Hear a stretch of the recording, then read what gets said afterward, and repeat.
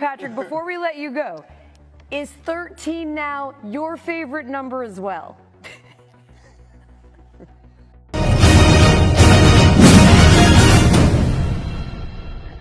Marvel Studios has its Fantastic Four. It's about damn time. Now, this is coming from Variety. The superhero quartet, the first characters created for Marvel Comics by Stan Lee and Jack Kirby, will be played by Pedro Pascal as Reed Richards, aka Mr. Fantastic, Vanessa Kirby as Sue Storm, great casting, aka The Invisible Woman, Joseph Quinn as Johnny Storm, aka The Human Torch, weird casting, and Eben Moss-Barack as Ben Grimm, aka The Thing, great casting, yes chef.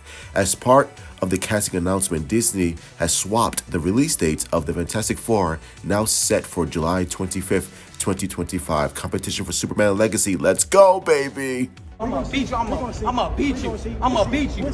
I'll get to that in more of a second. Typically, the central villain for the Fantastic Four is Victor Von Doom, one of the most important and fearsome villains in the Marvel canon, but Marvel has yet to announce who the quartet will battle in this movie by anointing the full foursome pause. However, Marvel Studios is securing the new anchor for the MCU following the departures of Steve Rogers, and Robert Downey Jr.'s Tony Stark in Avengers Endgame. So it seems like Kevin Feige wants the Fantastic Four to be the central focus of the MCU going forward. Let's see how that works out, because I don't know if you remember, but we've had 4 Fantastic Four films: the Roger Corman one, the Tim Story one back in 2004 or 5, and in 2007 with Rise of the Silver Surfer. Although those movies were campy fun, they weren't great by any stretch of the imagination.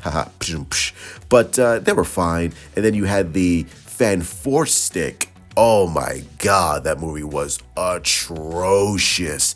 So this film is coming off of those, let's be kind and say lackluster films. So let's see how that all shakes out for Marvel at the MCU. Also, there's this weird thing on the internet. I was like, oh shit, Fantastic Four, Superman Legacy coming out in the same month. You know what that means? Fantastic Four is going to crush Superman Legacy, or Superman Legacy is going to crush Fantastic Four. And I'm just like, this is weird online battle. And I'm like, who gives a fuck? If they're great movies, guess who wins? The fan base. I want a great Superman film, and I want a great Fantastic Four film, because I'm going to see this shit in theaters. And if they're both great, guess what that does for the comic book movie genre? It elevates it even higher and gives more attention and more love towards comic book films and comic book fans overall. So let's just calm down on this stupid rhetoric and this stupid versus thing. Like, there's no versus. Like, what are you talking about? Both studios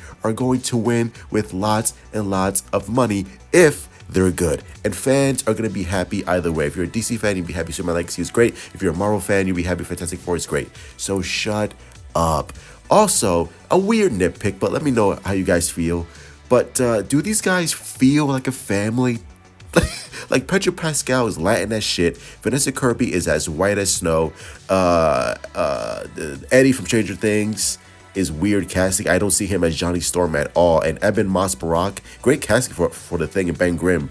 But they all feel like a weird group of eclectic actors who were thrown together on a project and was held hostage to say that we're family. Like, they don't give off family vibes. I don't look at these group of actors. I'm like, you know what? They all look like they are all related to each other in some way or form. They just look like actors who are going in for another Hollywood film doing Access Hollywood. Like, I don't know. I don't get that family vibe. It just feels like weird, like great casting that doesn't belong in this movie. But again, I haven't seen the movie, I haven't read the script, so let's see how that all shakes out. But overall, I think, like I said, I think they're all strong actors, but they don't feel like a family. Like that. I don't look at these group of actors saying like, holy shit, you guys nailed the Fantastic Four casting. I don't feel that way at all. But again, the movie could prove me wrong. But and also, I feel like this movie is going to be taking place in the 60s, because if you look at the picture right here, you can see like there's a Nixon, there's a Time magazine, they're also listening to the Beatles.